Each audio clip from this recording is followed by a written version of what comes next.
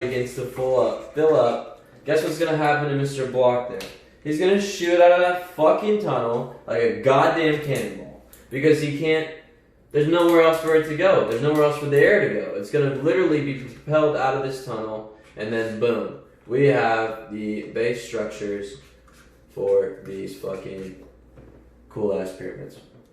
Now, another cool thing is that they also could have done it where there was multiple blocks. Right, multiple blocks in the tube and sealed it after that, and it would have, as the tide came up, it could have made individual lines of blocks. Therefore, they would have actually not even been placed by humans. They could have been completely placed by tide pressure on this natural water displacement. So, what that would look like in this theory, get the fuck out of here.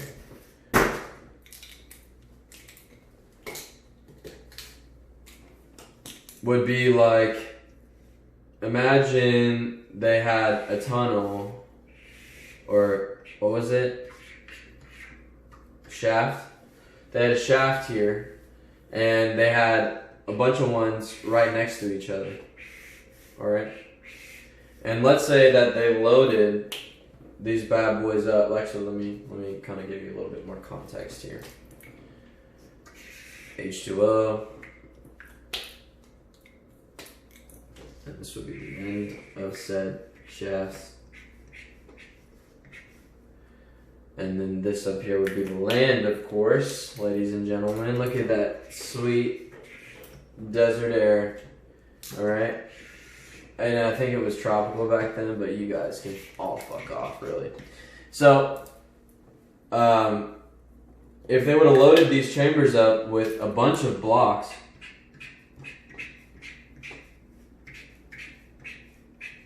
and use this method, maybe they could have only done it with a couple of them. I don't fucking know. Maybe they could have only done it by two. I don't need to know that part of the story to make you guys think about what I'm fucking telling you. But they could have basically forced these out through this tidal pressure into individual lines, creating a grid across the bottom of the sand. So then what does that create? Okay, well that creates our base layer. Now we have a layer as these push each other out individually, okay? So what that would look like from the side, Tori, let me show you. So as one block was coming out, it's going to be pushing this block that is in front of it, which is pushing the block that's in front of it, which is pushing the block that's in front of it, and so on and so forth. How is it going to do that, Tori? Because this fucking water here is worth fucking stupid amount of weight. Way more weight than any of these fucking rocks, that's for goddamn sure. And if they have the vacuum, it's going to work. So they can push these individual blocks out, one by one, in a line, and then when they're done with it, look at that, ladies and gentlemen. We've got the first layer of blocks, and it's in a fucking square. You want to know why it's in a square? Because the tide pushes an equal distance, like pushes at the same force, okay? So it's flat across as it pushes up. So they're going to be the exact same fucking distance. So it would literally, if you did this correctly, could make a perfect square. Alright? Well now, Tori, what the fuck are they going to do? Okay, so they got this first square down. Well, now how are they going to get our second level of squares without doing anything to this here tunnel here? Well, ladies and gentlemen, that's exactly what they're going to do, is they're going to take these tunnels, alright? Now that we have a layer of built pyramid here, and using the same thing that I just told you about using the water and being able to maneuver these blocks underwater with much ease, they're going to build a second layer on top of this already existing shaft. And when they do that, because it's the exact same height as the first shaft, in order to accommodate these equidistant blocks, okay, all of the blocks in the pyramid were the same size, same shape. We know that. Because of that, it's going to be the exact same distance of a shaft, alright? So when they do that, they create another shaft right on top of the already existing one. Boom. We're popping out fucking blocks again, ladies and gentlemen. And the same thing on and on and on until they got to the top of this bitch. Alright? Now the cool thing about this here is that they would have also, I haven't done enough experimenting to know if they had to have a certain length of tubing to be able to actually, push a certain distance up. I'll let you fucking nerds worry about that, ladies and gentlemen. But needless to say, if they were to do this one over another, they could also extend them out if they needed to have the same effect because it's all sealed, and they can also add on to these later on. What is interesting is that these also have another purpose that if I feel like it, I'll talk about. But this is pretty interesting, I would say. I've been working on it for a while, and I feel like I need to set a fucking example for this. So, the pyramids, when they were finished, I would say, looked a lot more, instead of like this. That's what they look like today, right? Well, imagine if the pyramids, when they were actually finished, because of this shaft theory, they looked a lot more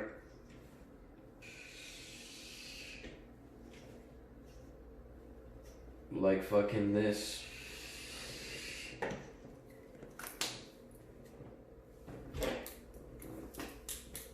But of course, this would be the actual shaft here.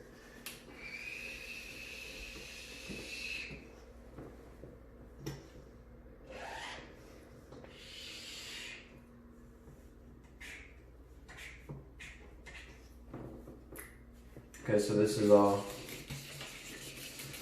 limestone, calcite, whatever you want to call it. I don't remember the exact minerals. I have an idea, actually, as to what they were, but we'll talk about that fucking later when I feel like it.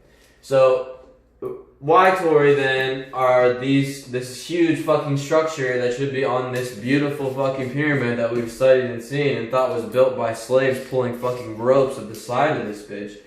Why is this aspect of it still non-existent? Well, the answer for that is that they used a different material on this than they did than this. And that probably had something to do with the vacuum nature of the actual chamber itself. So what it would have been then would have been, this would have been a fucking certain type of rock. And then this over here would have been its own type of rock. And maybe, ladies and gentlemen, this type of rock is much more susceptible to erosion than every other type of rock. But it's not that susceptible because of the fact that in previous studies we have agreed that there was a tunnel like this. Well, I'm here to tell you that there wasn't a tunnel like that. It looked a lot more like that. And am I completely throwing an answer out here with no college education or any, real professional studies in this field? Absolutely. But guess what?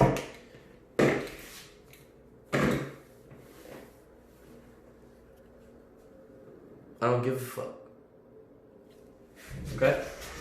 Because that's the beauty of this thing that we've created, and the beauty of the millennials in this area, and the beauty of what we are going to become. It doesn't matter. It doesn't matter that I don't have all the answers to this. Because me putting this information out here, taking the time to do this, will give the people that actually know what the fuck scientifically, factual evidence that we have currently lead to this thought. And they have a much better way of proving that than I do, but I guarantee you that this had a lot to do with it. Because I believe it with all my heart. And maybe I'm fucking wrong. I could be completely wrong. And I don't give a fuck. Because maybe I'm right.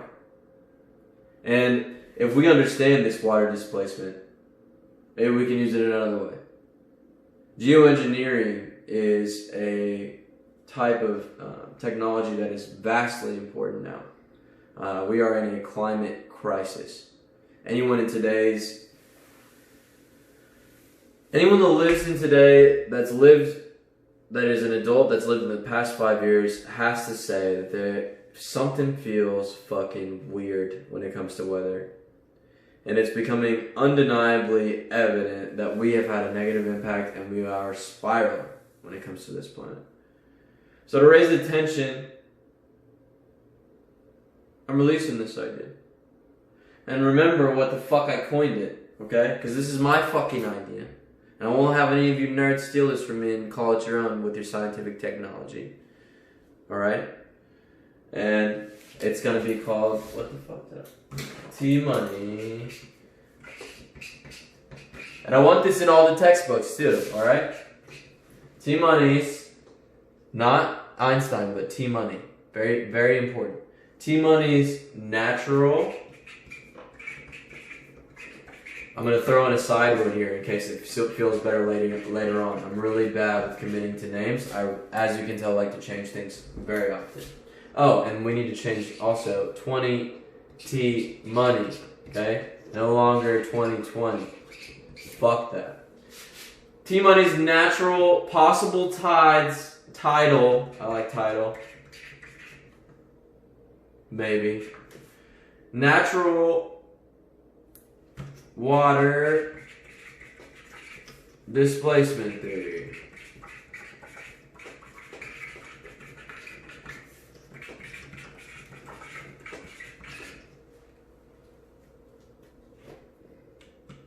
Okay?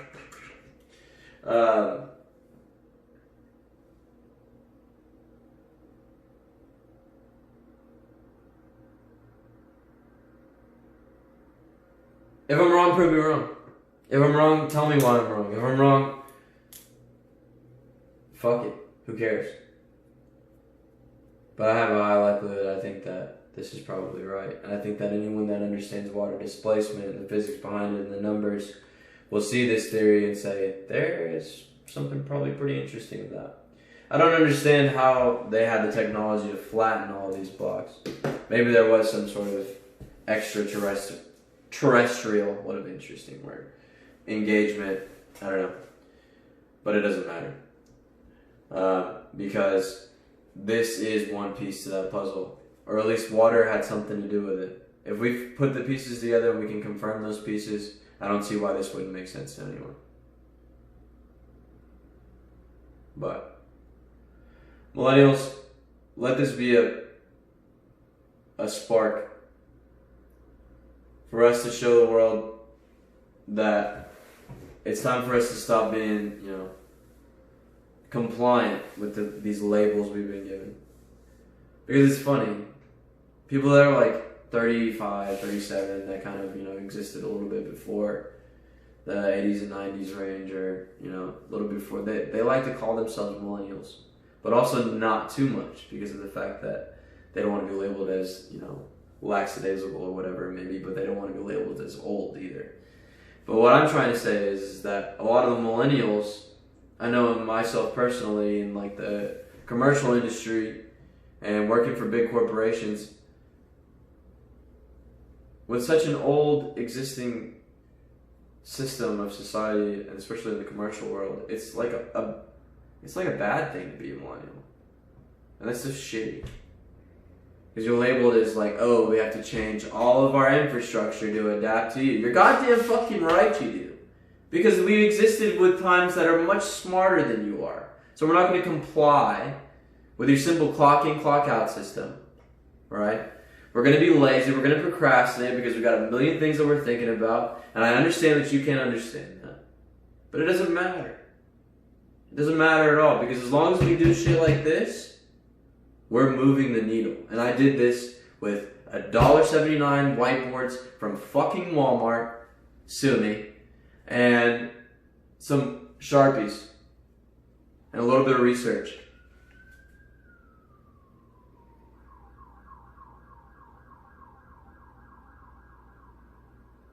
Let's see what happens. We'll talk to you soon.